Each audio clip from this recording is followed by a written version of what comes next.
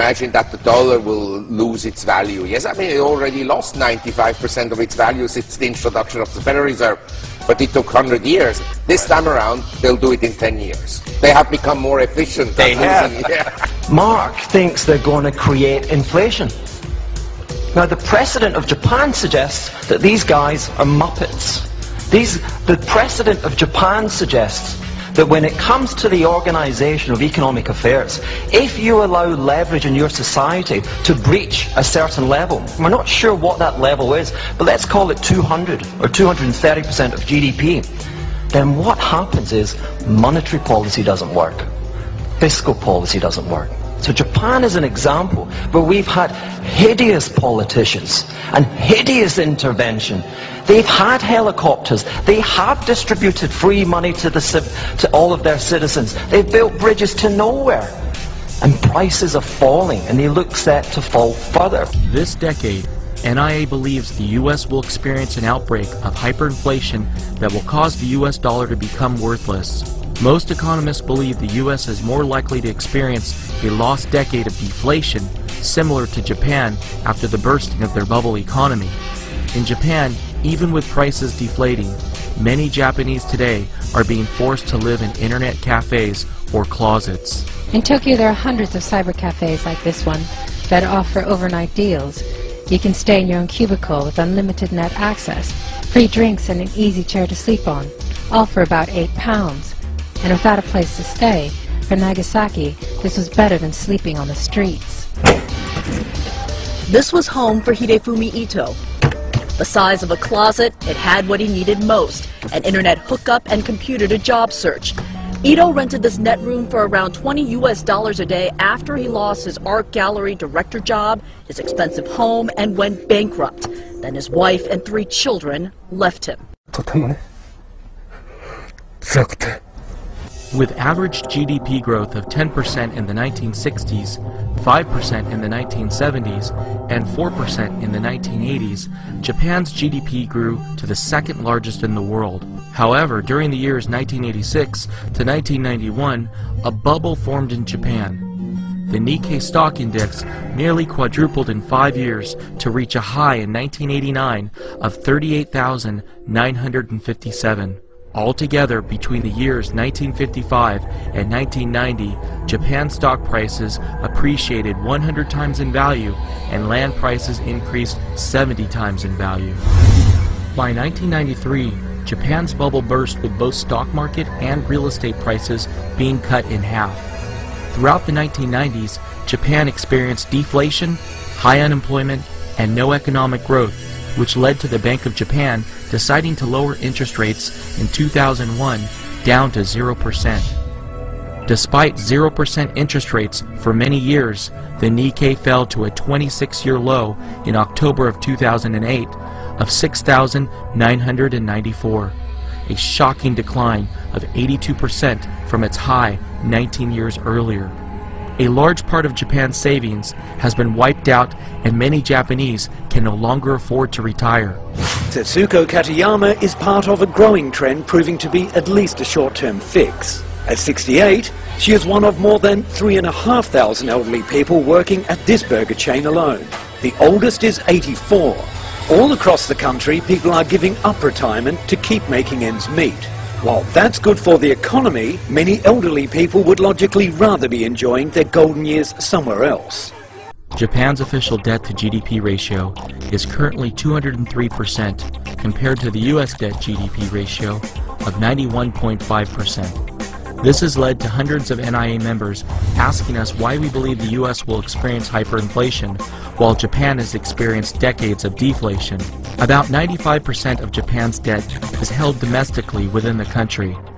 Although Japan's savings rate has declined in recent years, down to 3% due to their aging population and their retirement age being raised to 65, Japan's savings rate averaged above 10% for many decades, and during the mid-1970s averaged above 20%. The Japanese built a large pool of savings that allowed their government to borrow from its own citizens.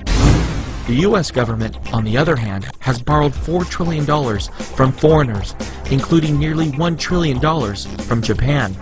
foreigners currently hold about 10 trillion in US dollar-denominated assets. Because of the dollar's status as the world's reserve currency, these dollars are being hoarded by foreigners and aren't chasing goods and services here in America. With the phony US economic recovery beginning to lose steam, NIA believes the world will soon wake up and realize that US budget deficits are poised to explode to new highs this decade due to the rising interest payments on our national debt and rising entitlement spending. With Japan's declining savings rate, the Japanese barely have enough savings left to fund their country's own budget deficits. How on earth will Japan continue to lend money to the US so that we can fund ours? They can't, and they won't.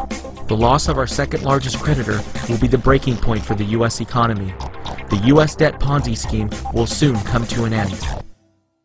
To better understand why the US is poised to have hyperinflation and won't get off so easily with a lost decade of deflation like Japan, let's imagine that all countries simultaneously experience hyperinflation and all fiat currencies worldwide become worthless overnight. Imagine that all debts worldwide are wiped out and the world starts fresh tomorrow with new currencies. Which country do you think will prosper based solely on real economic fundamentals? A country with Toyota and Honda, two automobile manufacturers that combined for a net income in fiscal year 2008 of $23.2 billion?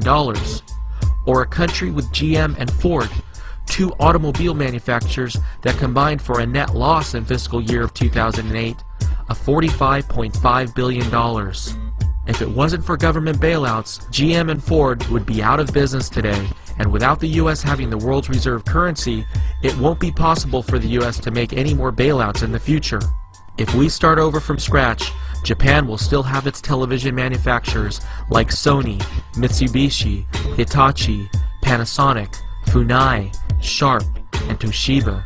The US doesn't have any television manufacturers, and Americans won't have any way of importing televisions. Japan had a huge trade surplus in fiscal year 2009 of $56.2 billion, while the US had a gigantic trade deficit of $374.9 billion. Both countries import most of the oil they consume, but while Japan can afford to pay for its oil by exporting automobiles and televisions, the US has only been able to afford its oil imports by exporting inflation. In just the first 5 months of 2010, the US had a $7.6 billion trade deficit with Saudi Arabia, more than double its trade deficit with Saudi Arabia of $3.5 billion during the first 5 months of 2009. Saudi states now own $235.1 billion worth of U.S. treasuries, which NIA believes they could be getting ready to dump. The Saudi Arabian Monetary Agency just reported last month that their gold reserves have more than doubled to 322.9 tons, up from 143 tons of gold reported in March. Clearly, Saudi Arabia believes their US dollar reserves are about to lose their purchasing power, and they are trying to hedge against it by diversifying into gold. Agriculture is the one bright spot for the US economy. While Japan is the world's largest importer of food and has an agricultural self-sufficiency rate of only 50%, the lowest among developed nations, the US, on the other hand, produces enough agricultural products to be entirely self-sufficient. Unfortunately, if the U.S. can no longer afford to import oil, there will be a huge drop-off in U.S. agricultural production. Oil is essential to modern agricultural techniques used in the U.S. today. Oil is used for operating field machinery, manufacturing inorganic fertilizer, irrigation, crop drying, raising livestock, and pesticide production. The biggest agricultural use of oil is getting the food to our supermarkets. 81% of Americans now live in cities and suburbs, compared to the worldwide average of 49%. On average, most food in your supermarket travels 1,500 miles before getting there. Even if Americans cut their personal oil use for transportation by 75%, we still won't have any oil left from our domestic oil production to produce and ship food. The U.S. budget deficit in fiscal year 2009 as a percentage of GDP was 9.9%. However, using the same accounting principles that American businesses are forced to use, Our real budget deficit in 2009 was 30.3% of GDP because we saw a $3 trillion increase in non-cash obligations for entitlement programs. This is more than 3.5 times higher than Japan's budget deficit to GDP ratio last year of 8.5%. The real US debt to GDP ratio is also a lot higher than Japan, including unfunded liabilities for entitlements and our government's guarantee of Fannie Mae and Freddie Mac. Total U.S. obligations have now reached $80.9 trillion, or 560% of GDP, nearly triple Japan's debt to GDP ratio of 203%. Japan's economy hit peak consumer spending in 1990 and entered their lost decade from a position of strength with a balanced budget, high savings rate of 15%, low unemployment rate of 2%, and a net debt to GDP ratio of less than 20%.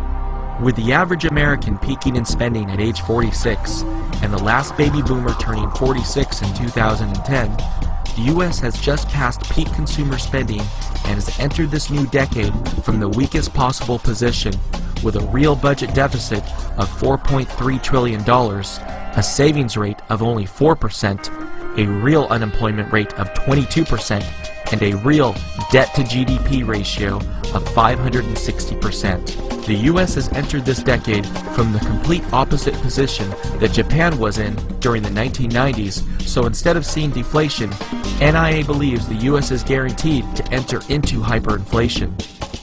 If you would like to not only survive but prosper during U.S. hyperinflation, sign up immediately for the free NIA newsletter at inflation.us. You will receive weekly articles from NIA with the facts and truth about the U.S. economy and inflation. Becoming educated is the most important first step all Americans need to make in order to survive hyperinflation. At the end, I can reconcile this thing. I think ultimately Mark will be right, because he always is.